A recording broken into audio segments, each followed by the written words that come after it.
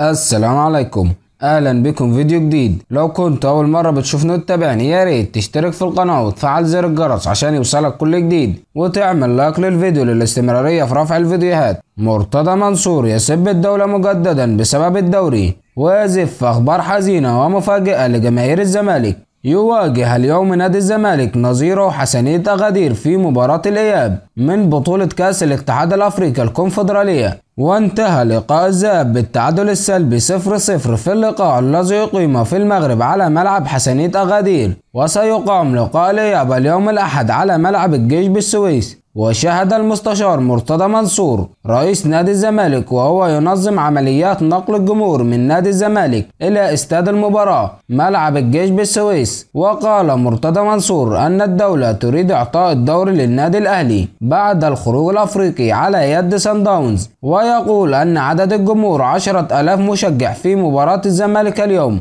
غير كافي بالمقارنة مع مباراة الأهلي أمام سان داونز بالأمس، والذي كان عدد الحضور الجماهيري 30,000 متفرج، حيث قال أن الاتحاد المصري لكرة القدم يرفض حضور حكام أجانب لمباريات الزمالك في بطولة الدوري، عكس نادي بيراميدز الذي يطلب حكام أجانب ويقوم الاتحاد بإحضار حكام أجانب لهم. لكن هنا السؤال، نادي بيراميدز يقوم بدفع أجر الحكام اللقاء قبل المباراة بأيام، عكس نادي الزمالك الذي لم يقم بدفع أجر الحكام من الأساس. ورد مرتضى منصور الدولة عاوزة تدي الدوري للأهلي بعد الخروج الأفريقي، وخلوا بالكم. وفي الجزئية الثانية الحقيقة الكاملة لما حصل لكهربا لاعب الزمالك الحالي. الحقيقة الكاملة لما حصل لكهربا لاعب الزمالك الحالي بعد رده على رئيس نادي الزمالك مرتضى منصور، حيث تحدد أن يوجد تربص وتضييق شديد على نجم الزمالك كهربا بعد سبابه لمرتضى منصور.